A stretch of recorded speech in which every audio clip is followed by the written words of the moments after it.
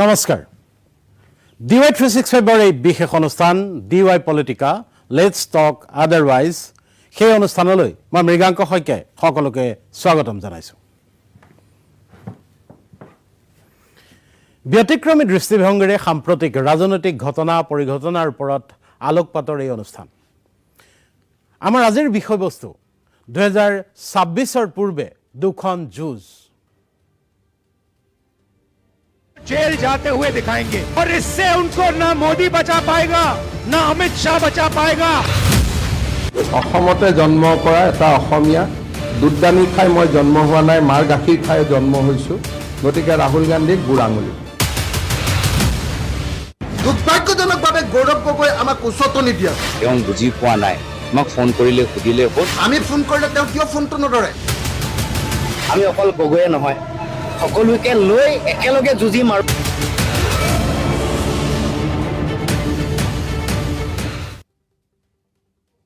পলিটিকাৰ আজিৰ বিষয়বস্তু লৈ আপোনাৰ দৃষ্টিভংগী মতামত আমালৈ প্ৰেৰণ কৰিব পাৰে এক্স হেণ্ডেলত DM কৰক x.com/মৃগাংক.k.শইকীয়া অথবা ইমেইল কৰিব পাৰিব politica@gmail.com আলোচনা আৰম্ভ কৰিব খুজিছোঁ 16 জুলাইত কংগ্ৰেছৰ শীৰ্ষ নেতৃত্ব অসমলৈ আহিল কংগ্ৰেছ সভাপতি মল্লিকাৰ্জুন খাৰ্গেৰ সৈতে আহিল ৰাহুল গান্ধী ছয়গাঁৱত অনুষ্ঠিত সভাত হুংকাৰ দিলে কংগ্ৰেছৰ যুৱৰাজ ৰাহুল গান্ধীয়ে 2026 অসম বিধানসভা নিৰ্বাচনত সেই নিৰ্বাচনৰ পিছত অসমৰ মুখ্যমন্ত্ৰী ডক্টৰ হিমন্ত বিশ্ব শৰ্মা যি নিজকে অসমৰ ৰজা বুলি ভাবে তেওঁ কাৰাগাৰলৈ যাবই যাব ক'লে ৰাহুল গান্ধীয়ে आपके चीफ मिनिस्टर अपने आप को चीफ मिनिस्टर नहीं समझते हैं এবাৰ মই যাম তালে असम के राजा समझते हैं असम का राजा 24 घंटे कभी अदानी को कभी अंबानी को आपका धन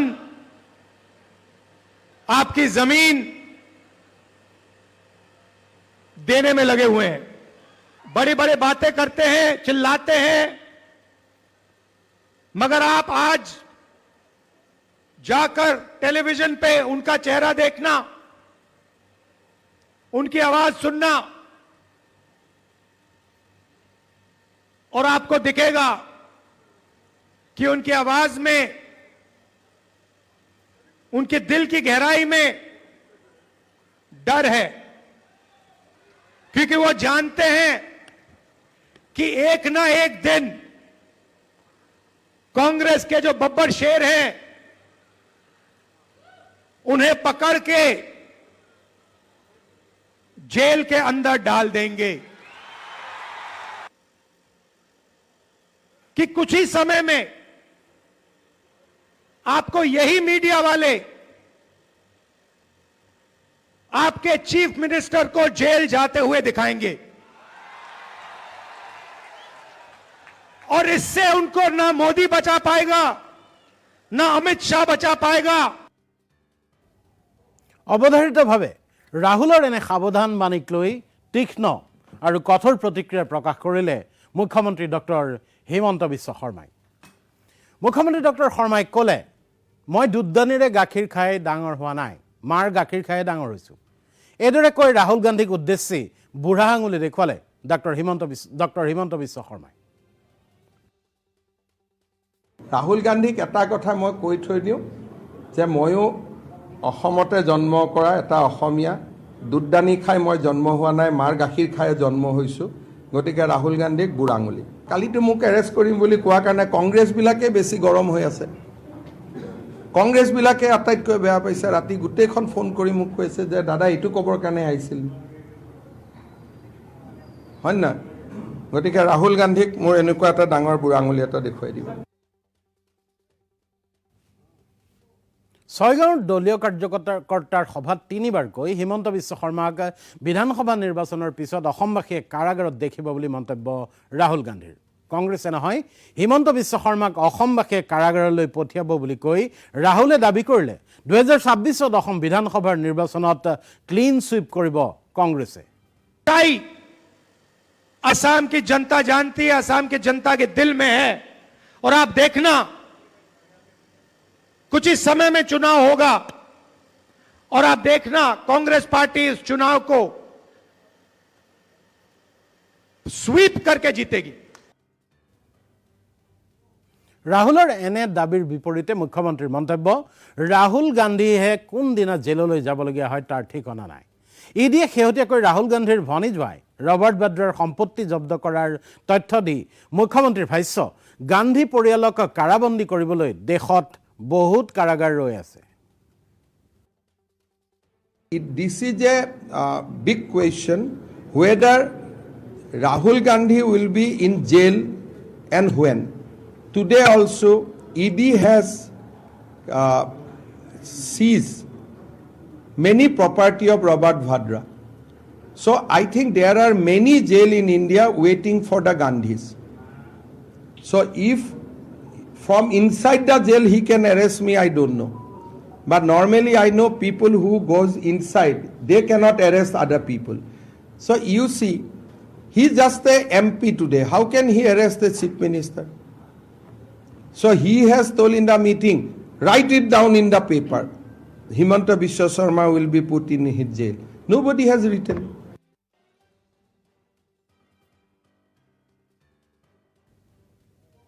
হিমন্ত বিশ্ব শৰ্মা আৰু ৰাহুল গান্ধীৰ এনে আক্ৰমণ প্ৰত্যাক্ৰমণৰ কাহিনী কিন্তু নতুন নহয়, বহু পুৰণি এই কাহিনী।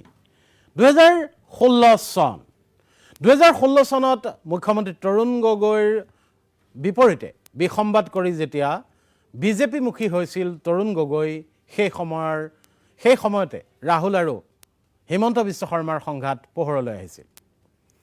তৰুণ গগৈৰ দিনত হিমন্ত বিশ্ব শৰ্মা যেতিয়া আৰু দাদা ব্ৰিগেডৰ বিসম্বাদৰ দিনতে এই কথাবোৰ পোহৰলৈ আহিছিল। 2016 চনত বিসম্বাদ নিৰসনৰ বাবে হিমন্ত বিশ্ব শৰ্মা সহিতে অসমৰ কেইবাজনো কংগ্ৰেছ নেতা ৰাহুল গান্ধীৰ সৈতে আলোচনাৰ বাবে হিমন্ত বিশ্ব শৰ্মাই কংগ্ৰেছ এৰি বিজেপিত যোগ দিয়াৰ পিছত DY365ৰ ষ্টুডিঅ'তে কৈছিল, ৰাহুলৰ সৈতে সেই আলোচনাৰ সময়ত তাত এটা কুকুৰো আছিল। শুনক সেই কুকুৰটোৰ কাহিনী। 28 জুলাইত যেতিয়া মোক ৰাহুল গান্ধীক লগ কৰিব কোৱা হ'ল আৰু ৰাহুল গান্ধীৰ লগত যেতিয়া মই প্ৰথম কথা পাতিলোঁ, কথা পাতি ওলাই আহিয়ে মই মোৰ কলিগবিলাকক ক'লোঁ যে এইটো পাৰ্টিত থাকিব নোৱাৰোঁ। তো তেনেকৈ আপোনাক চাহ দিছে, লগত বিস্কুট দিছে, আকৌ এটা কুকুৰ উঠি আহে বিস্কুটখনো খাই লৈ যায়। আপুনি এটা অদ্ভুত চিটুৱেশ্যন এটা ঘৰখনৰ ভিতৰত।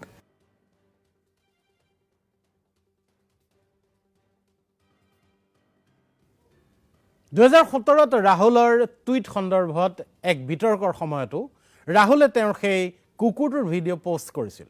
কেমেৰাৰ আগতেই ৰাহুলৰ মৰম লগা কুকুৰটো, যাৰ নাম PD। বেকগ্ৰাউণ্ডত ৰাহুলৰ কণ্ঠ, কুকুৰটোক বিস্কুট খুৱাই আছিল ৰাহুলে যেনেকৈ কয় কুকুৰটোৱে তেনেকৈ কৰে। ৰাহুলৰ সেই টুইট ৰিটুইট কৰি হিমন্ত বিশ্ব শৰ্মাই কৈছিল, মোতকৈ কোনে ভালকৈ চিনি পায় আপোনাৰ PDক। তাৰপিছত PDক লৈ চলিছিল কংগ্ৰেছ বিজেপিৰ টুইটাৰ যুদ্ধ। ৰাহুলৰ হৈ মাত দি গৌৰৱ গগৈয়ে কৈছিল, অসমৰ তদানীন্তন স্বাস্থ্যমন্ত্ৰীয়ে PDক এৰি নিজা বিভাগৰ কামত ধৰিব লাগে। होल्ड करो, स्टे, गुड बॉय, नमस्ते करो, होल्ड करो, नो स्टे, होल्ड करो, स्टे, गुड बॉय। 2016 পৰা আহিহে আজি 9 বছৰে সেই যুঁজখন চলিয়েই আছে। ৰাহুল গান্ধী অসমলৈ অহাৰ আগে পিছে হিমন্ত বিশ্ব শৰ্মাৰ সৈতে তেওঁৰ অহিনকুল সম্পৰ্কৰ ছবিখন অধিক স্পষ্ট হৈ উঠে। গোচৰ ৰুজু হয় ৰাহুলৰ বিৰুদ্ধে। ৰাহুলৰ সভা ৰেলীত বাধা দিবলৈ ন কৌশল লয় চৰকাৰ প্ৰশাসনে। এইবাৰো ৰাহুলৰ ভ্ৰমণকালত গুৱাহাটীত ৰেলী শোভাযাত্ৰাত নিষেধাজ্ঞাৰ অভিযোগ। ছয়গাঁৱৰ কংগ্ৰেছৰ সভাখন ঠিকেই হৈ গ'ল যদিও পিছদিনা গোৱালপাৰাৰ পাইকানত উচ্ছেদিত আৰু আৰক্ষীৰ সংঘাতৰ আঁৰত মুখ্যমন্ত্ৰীয়ে সম্পৰ্ক বিচাৰি পাইছে। অভিযোগ কৰিছে, হয়তো ৰাহুল আৰু মল্লিকাৰ্জুন খাৰ্গেৰ ভাষণৰ পৰা অনুপ্ৰেৰণা পাইছিল উচ্ছেদিতই। গতিকে তদন্ত হ'ব। Rahul Gandhi and Mallikarjun Kharge yesterday in their meeting openly encouraged the encroachers and land jihadis.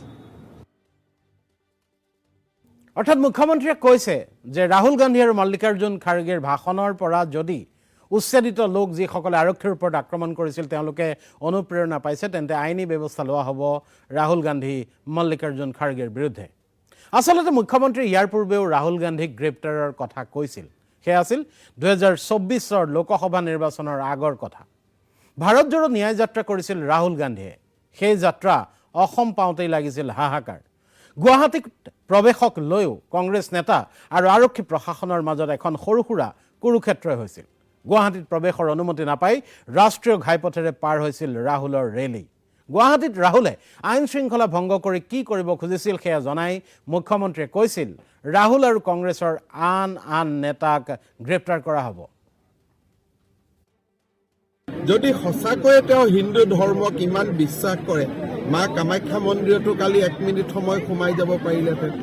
গতিকে ধৰ্মক লৈ বা কোনো গোটেই উদ্দেশ্যটো আছিল অসমত অশান্তি সৃষ্টি কৰা। আজি এতিয়া আমি বিফল কৰিলোঁ। এৰেষ্ট আমি লোকসভা ইলেকশ্যনৰ পিছত কৰিম। এতিয়া কৰিলে মানুহে আৰু পলিটিকেল এটা পলিটিচাইজ হ'ব।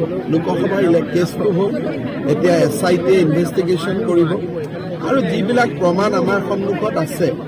কালিতো গুৱাহাটীত বহুত ডাঙৰ ঘটনা হ'লহেঁতেন যি ধৰণে তেওঁ বেৰিকেড ভাঙাৰ বাবে উৎসাহ যোগাইছিলে।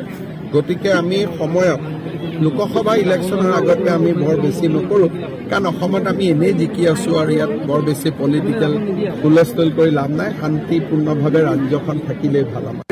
ৰাহুল গান্ধীয়ে প্ৰায় 3000 মানুহ আৰু 200খন গাড়ী লৈ গুৱাহাটীত প্ৰৱেশ কৰিব যত্ন কৰিছে। যদি 3000 মানুহ আৰু 200খন গাড়ী গুৱাহাটীত সোমালেহেঁতেন তেতিয়াহ'লে গুৱাহাটীৰ পৰিৱেশটো কেনে। বিপৰীতে ৰাহুলৰ ভাষ্য আছিল তেওঁৰ যাত্ৰাত বাধা দি ভালহে কৰিছিল অসমৰ মুখ্যমন্ত্ৰীয়ে।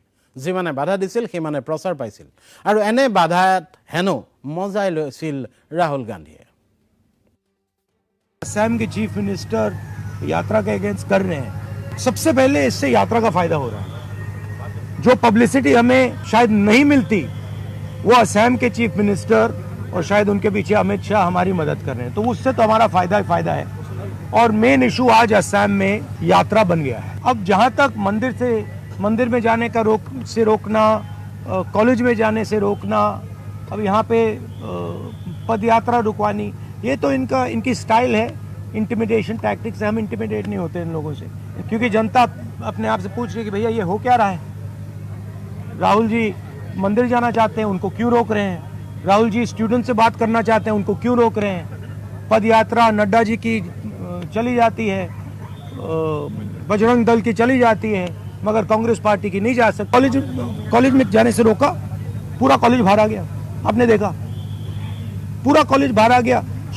हर स्टूडेंट ने मेरा वहां पे भाषण देखा। तो अगर हम कॉलेज में करते वो कॉलेज के अंदर होता। इन्होंने डिस्टर्ब किया, हमने बाहर किया, वो पूरे मतलब देश में चला गया। तो मैं तो बहुत खुश हूँ। जितना करना है करिए, मजा आ रहा है। 2024 জানুৱাৰীৰ ন্যায় যাত্ৰাৰ পিছত এইবাৰ 2025 জুলাই। সেইবাৰ ৰাহুল অসমৰ মাজেৰে পাৰ হওঁতে সন্মুখত আছিল দেশৰ সাধাৰণ নিৰ্বাচন। এইবাৰ ৰাহুলৰ সন্মুখত অসমৰ সন্মুখত আছে 2026 বিধানসভা নিৰ্বাচন। ৰাহুল গান্ধীয়ে অসমত নতুন টিমক দায়িত্ব দিয়া বুলি ক'লেও মুখবোৰ কিন্তু পুৰণি। তদুপৰি হিমন্ত বিশ্ব শৰ্মা 2026 নিৰ্বাচনৰ পিছত জেললৈ যাব লাগিব বুলি ৰাহুলে কোনো নতুন কথাও কোৱা নাই। এইটো কথাকে ভালকৈ কংগ্ৰেছৰ প্ৰাক্তন সভাপতি কংগ্ৰেছৰ প্ৰাক্তন সভাপতি হ'লগৈ ভূপেন বৰা। অসমৰ মানুহে চাই আছে বাগান বিক্ৰী হলে কোনে কিনে। অসমৰ মানুহে চাই আছে পেপাৰ বিক্ৰী হলে কোনে কিনে। অসমৰ মানুহে চাই আছে স্কুল বিক্ৰী হলে কোনে কিনে। অসমৰ মানুহে চাই আছে ৰিচৰ্ট বিক্ৰী হলে কোনে কিনে। অসমৰ মানুহে চাই আছে টিভি চেনেল বিক্ৰী হলে কোনে কিনে। আৰু 2026 চনৰ 10 মে'ৰ পাছত ছাদ্দাম হুছেইনৰ যিটো অৱস্থা হৈছিল অসমত সেইটো অৱস্থা হিমন্ত বিশ্ব শৰ্মাৰ হ'বলৈ গৈ আছে। আৰু সেইকাৰণে মই বাৰে বাৰে কৈছো যে SIT বহাই স্পেচিয়েল ইনভেষ্টিগেশ্যন টিম বহাই পেলাই SITৰ জৰিয়তে তেওঁলোকৰ এই অবৈধ সম্পত্তিক বাজেয়াপ্ত কৰি ৰাইজৰ ৰাজভৱনলৈ ঘূৰাই অনা হ'ব। এয়া কংগ্ৰেছৰ দৃঢ় সংকল্প।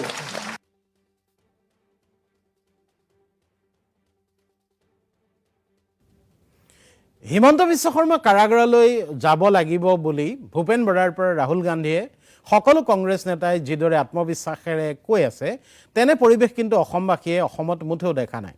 হিমন্ত বিশ্ব শৰ্মাৰ দৰে প্ৰখৰ নেতা আৰু বিজেপিৰ যি আগ্ৰাসী সাংগঠনিক ৰাজনীতি তাৰ আগত নিৰ্বাচনলৈ কেইটামান মাহ থাকোঁতেও ম্লান নিস্তেজ কংগ্ৰেছ। মূল বিৰোধী দল হিচাপে নিৰ্বাচনৰ পূৰ্বে নিজে ইছ্যু সৃষ্টি কৰিব পৰা নাই কংগ্ৰেছে। বিপৰীতে নিজৰ দলৰ সপক্ষে ইছ্যু সৃষ্টি কৰি গৈছে হিমন্ত বিশ্ব শৰ্মাই আৰু তাৰ প্ৰতিক্ৰিয়া দি গৈছে কংগ্ৰেছে। টিভিত ছাউণ্ড বাইট, টক শ্ব'ত যুক্তিতৰ্ক আৰু সামাজিক মাধ্যমত সামান্য তৎপৰতা। অৱশ্যে আনৰ গীতৰ পৰা হ'লেও বাক্য এটা ধাৰ কৰি প্ৰচাৰ চলাই আছে কংগ্ৰেছে। জজ এখন হব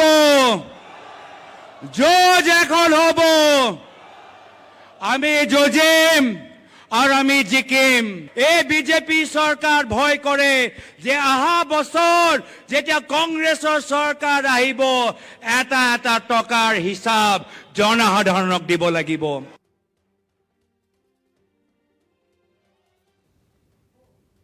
গৌৰৱ গগৈ আৰু ৰাহুল গান্ধী সকলোৱে যিটো গহীনত 2026 অসমত কংগ্ৰেছ চৰকাৰ হ'ব বুলি কৈ আছে সেয়াটো কিন্তু বাস্তৱত অসমত কোনেও বিশ্বাস কৰা নাই। গৌৰৱে কোৱাৰ দৰে চৰকাৰ নহ'লেও বিজেপিৰ সৈতে যুঁজ এখন হ'ব পাৰে বিৰোধী মিত্ৰজোঁটৰ, কংগ্ৰেছৰ নহয়। যদিহে অসমৰ বিজেপি বিৰোধী সকলো শক্তিয়ে একত্ৰিতভাৱে যুঁজে বিজেপি হয়তো কিছু প্ৰত্যাহ্বানৰ মুখামুখি হ'ব। কিন্তু 26ৰ যুঁজৰ পূৰ্বে যুঁজ চলিছে গৌৰৱ গগৈ আৰু অখিল গগৈৰহে। বাৰে বাৰে অখিল গগৈৰ আহ্বান বিৰোধীক ঐক্যবদ্ধ কৰাৰ দায়িত্ব লওক কংগ্ৰেছে। কিন্তু অখিলৰ অভিযোগ সকলো দল ৰৈ আছে আৰু কংগ্ৰেছে বিশেষকৈ গৌৰৱ গগৈয়ে পিছুৱাই গৈ আছে। প্ৰত্যেকটো ৰাজনৈতিক দলে মুকলিমূৰীয়াকে বিৰোধী ঐক্যমঞ্চ কৰিবৰ কাৰণে সাজু হৈ ৰৈ আছে আৰু কংগ্ৰেছ দলে আমাৰ ধৈৰ্য পৰীক্ষা চাবৰ কাৰণে যেন তেওঁলোকে সদায় নিজৰ কথাটোকে কেৱল আৰু কেৱল নিজৰ দলৰ কথাটোকে কৈ আছে। তেখেত সভাপতি হোৱাৰ পাছত মই এটা বাক্য ব্যক্তিগত আক্ৰমণ তেখেতক কৰা নাই। বিহালীৰ নিৰ্বাচনৰ সময়ত তেখেত সম্পৰ্কে দুটামান বাক্য কৈছিলোঁ, কাৰণ তেতিয়া বিহালীৰ নিৰ্বাচনত উপ নিৰ্বাচনত তেখেতে নিজে ইনিচিয়েটিভ লৈ আমাৰ বিৰোধী ঐক্যমঞ্চটো ভাঙি দিছিলে গৌৰৱ গগৈ। দুৰ্ভাগ্যজনকভাৱে গৌৰৱ গগৈ আমাক উচতনি দি আছে।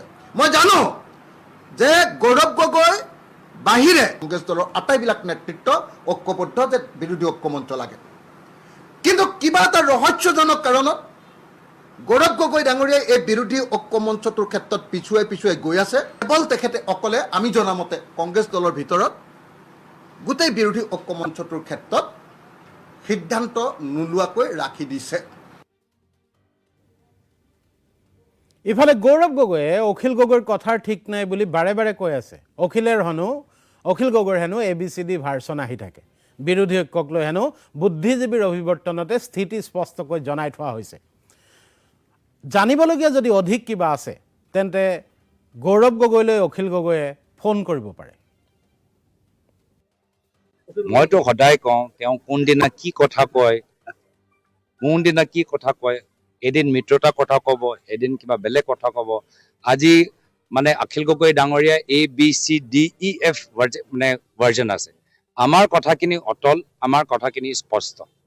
আজি আমি অখিল গগৈ ভাৰ্জন 3.0 বা 4.0 চাই আছো। কাইলৈ কোনটো চাওঁ, কাইলৈ আকৌ তেওঁ আগৰ স্থিতিত নাহে, পৰহি কোন স্থিতিলৈ যায় কোনো ক'ব নোৱাৰে। আমি বাৰম্বাৰ কৈছো মিডিয়াৰ সন্মুখত নহয়, কিবা যদি বুজিব লাগে, যদি ৰাহুল গান্ধীৰ কথা তেওঁ বুজি পোৱা নাই আমাক ফোন কৰিলে সুধিলে হ'ল, চব মই ভাবোঁ তেওঁ মনৰ চিন্তাটো আঁতৰত থাকিব। অখিল গগৈ হেনো ফোন কৰিছিল গৌৰৱ গগৈলৈ, কিন্তু ফোন নধৰিলে গৌৰৱে। ফোন নধৰা মানুহক কোনে বাৰে বাৰে ফোন কৰে আৰু এইবোৰ ফোনত পতা কথা নেকি? আৰু তেখেতে যিধৰণে কৈ আছে যে আমি ফোন কৰি তেওঁক ক'ব লাগে, তেওঁ কি ফোন কৰিব নোৱাৰে নেকি? আমি ফোন কৰিলে তেওঁ কিয় ফোনটো নধৰে? মই এবাৰ ফোন কৰিছিলোঁ, আপোনালোকে সকলোৱে জানে, পঞ্চায়ত ইলেকশ্যনৰ সময়ত তেওঁ ধৰা নাই। আৰু যিজন মানুহে ফোন নধৰে তেওঁলৈ কোনে বাৰে বাৰে ফোন কৰি থাকিব? তেওঁ যিটো কথা কৈছে এইটো ফোন কৰি আমি কথা পতা কথা নহয়, এইটো অসমৰ স্বাৰ্থৰ কথা। গতিকে অসমৰ স্বাৰ্থত তেওঁ সিদ্ধান্ত ল'ব লাগে। এলায়েন্স তেওঁ কৰিব নে নকৰিব স্পষ্টকৈ ক'ব লাগে। এনেকুৱা ডিপ্ল'মেটিক কথা কৈ অসমৰ মানুহক আশাহত কৰাৰ পৰা তেওঁ আঁতৰি থাকিব লাগে। আৰু তেখেতক মুখ্যমন্ত্ৰী পাতিবৰ কাৰণে বা মুখ্যমন্ত্ৰী পাতিবৰ কাৰণে আমি এই কাম কৰা নাই, তেখেতেও সেইটো জানি লোৱা দৰকাৰ। এই কাম কৰিছোঁ জাতীয় স্বাৰ্থত, আৰু জাতীয় স্বাৰ্থত এই কাম কৰিবলৈ যাওঁতে তেখেতে বাৰম্বাৰ এনেকৈ ৰাইজৰ দলক যিধৰণে আৰু ৰাইজৰ দলৰ সভাপতিক যিধৰণে তাচ্ছিল্যসূচক বক্তব্য প্ৰকাশ কৰি আছে, ইনচাল্টিং বাক্য প্ৰকাশ কৰি আছে, এইটো হিতে বিপৰীত হৈ যাব। আৰু যেতিয়াই বিপৰীত হৈ যাব তেতিয়া কিন্তু আৰু ঘূৰি অহাৰ কোনো ব্যৱস্থা নাথাকিব। গৌৰৱৰ মতে কিন্তু তেওঁ নিজৰ স্থিতিতে অটল আছে। একেখিনি কথা বাৰে বাৰে কৈ থকাৰ প্ৰয়োজন নাই। কিবা কথা থাকিলে সংবাদ মাধ্যমক নহয় আনুষ্ঠানিকভাৱে জনাব গৌৰৱ গগৈয়ে। বাৰম্বাৰ একেখিনি বিষয়ৰ ওপৰত আৰু একেখিনি দলৰ সম্পৰ্কত নতুন নতুন কথা ক'বলৈ একো নাই। আমি নাগৰিক মঞ্চত আমাৰ গুৱাহাটীৰ ভিতৰত যিখিনি কথা ক'লোঁ সেইখিনিয়ে আমাৰ কথা অটল। আমাৰ স্থিতি একো সলনি হোৱা নাই, আৰু একেখিনি বিষয়ৰ ওপৰত নতুন কথাও কোৱাটো উচিত নহয়। যেতিয়া আমাৰ আনুষ্ঠানিকভাৱে কিবা এটা স্থিতি আমি ল'ম, সকলোকে আমি জনাম। কিন্তু অখিল গগৈয়ে চৰম সকিয়নি দিছে যে তেওঁলোকৰ ধৈৰ্যচ্যুতিৰ উপক্ৰম ঘটিছে, আৰু যদিহে ধৈৰ্যচ্যুতি ঘটে তেন্তে কিন্তু বিৰোধীৰ যি এলায়েন্স, বিৰোধীৰ যি ঐক্যমঞ্চ, সেয়া সম্ভৱ নহ'ব। গৌৰৱ গগৈ, দেৱব্ৰত শইকীয়া আদিৰ তাচ্ছিল্যত যদিহে ৰাইজৰ দল আৰু অখিল গগৈৰ ধৈৰ্যৰ বান্ধ সুলকি যায় তেন্তে বিৰোধী মিত্ৰজোঁটত ৰাইজৰ দল নাথাকিব। গৌৰৱ গগৈ ডাঙৰীয়াই যি ধৰণৰ তাচ্ছিল্যসূচক বক্তব্য প্ৰকাশ কৰি আছে, যি ধৰণৰ অপমানজনিত বক্তব্য প্ৰদান কৰি আছে, ধৈৰ্যৰ পৰীক্ষা তেখেতে লৈ আছে। কোনোবা দিন ধৈৰ্য শ্ৰুতি ঘটিব আৰু তাৰ পাছত আৰু কেতিয়াও এলায়েন্স নহ'ব। কোনো মানুহক মুখ্যমন্ত্ৰী পাতিবৰ কাৰণে এই এলায়েন্স নহয়। গতিকে কংগ্ৰেছ দলে কেৱল আৰু কেৱল নিজৰ দলৰ কথা চাই থাকে, অকল নিজৰ দলৰ দলীয় স্বাৰ্থৰ কথা চাই থাকে। এই এলায়েন্সটোক যিধৰণে মাৰ দিব খুজিছে আৰু এলায়েন্সৰ পাৰ্টনাৰবিলাকক যিধৰণে তাচ্ছিল্য কৰি আছে, বিশেষভাৱে গৌৰৱ গগৈ আৰু দেৱব্ৰত শইকীয়া ডাঙৰীয়াই, ইয়াৰ ফলাফল নিশ্চয় ভাল নহ'ব। আৰু যিদিনা ধৈৰ্যচ্যুতি ঘটিব আৰু যিদিনা আমাৰ দলে সিদ্ধান্ত ল'ব, তাৰ পাছত কিন্তু আমি বেক কৰিব নোৱাৰিম। অখিল আৰু গৌৰৱৰ এনে বাকযুদ্ধ, গৌৰৱ গগৈৰ মিত্ৰতাৰ ঘোষণাৰ প্ৰতি উদাসীনতা, সমান্তৰালভাৱে অখিল গগৈৰ স্থিতিত সন্দেহ প্ৰকাশেৰে ধাৰাবাহিক মন্তব্য, অখিলৰ লক্ষ্মণ ৰেখা আদিৰ মাজত লক্ষণীয় হৈ পৰিছে দেৱব্ৰত শইকীয়াৰ শেহতীয়া এক মন্তব্য। শইকীয়াৰ মতে অখিল গগৈৰ কথা তেওঁ নাজানে, কিন্তু বাওঁ দলসমূহ আৰু অসম জাতীয় পৰিষদৰ সৈতে কংগ্ৰেছৰ মিত্ৰতা অব্যাহত আছে। নহয়, এই কথাটো তেখেতে কিয় বাৰে প্ৰতি কৈ থাকে মই নাজানো। আমাৰ দলেতো কেতিয়াও কাৰো লগত আলোচনা নহ'ব বুলি কোৱা নাই। আজি লুৰিণজ্যোতি গগৈ ডাঙৰীয়াৰ লগত আমি যোৱাবাৰ মিত্ৰতা কৰিছিলোঁ। মই ভাবোঁ এতিয়াও সেই মিত্ৰতা অব্যাহত আছে। মই ভাবোঁ আমাৰ দলৰ CPM-ৰ লগত মিত্ৰতা আছিল, সেই মিত্ৰতা এতিয়াও অব্যাহত আছে। তেতিয়াহ'লে এই গণ্ডগোলটো ক'ত লাগি আছে? অখিল গগৈ কিয় বাৰে প্ৰতি এনেকৈ কংগ্ৰেছক ভয় ভাবুকি দম দি থাকে মই নাজানো। মই তাতকৈ বিশেষ নকওঁ, কিন্তু যিটো কথা কৈ আছে তেওঁ ৰাইজৰ মাজত এটা ভুল ধাৰণা দিব বিচাৰিছে যে কংগ্ৰেছে কোনো মিত্ৰতা নকৰে। মই ক'ব পাৰোঁ অখিল গগৈৰ লগত কি হৈ আছে সেই বিষয়ত মই ক'ব নোৱাৰোঁ। মই যিটো নোৱাৰোঁ মই নোৱাৰোঁ বুলি ক'ম, কিন্তু মই ক'ম যে আজিও অসমত কংগ্ৰেছে অন্যান্য বিজেপি বিৰোধী দলৰ লগত মিত্ৰতা কৰি আছে। আৰু বিধানসভাত বিৰোধী দলপতিৰ এই ভাষ্য নিঃসন্দেহে কংগ্ৰেছে অস্বীকাৰ কৰাৰ কথা নাই। আৰু যদিহে অখিল গগৈক বাদ দি বিৰোধীৰ মিত্ৰতা অব্যাহত আছে তেন্তে সেই কথাটো স্পষ্টকৈ কিয় কৈ দিয়া হোৱা নাই? অখিল গগৈ মিত্ৰজোঁটৰ বা বিৰোধী মিত্ৰজোঁটৰ বাহিৰতে ৰৈ গ'ল নেকি? যদি সেই হয় তেন্তে লুৰিণজ্যোতি গগৈৰ এক ভাষ্যও শুনক। এনে নিৰ্বাচনত জিকিবলৈ বহুত ভোট লাগে, 70,000, 60,000, 65,000।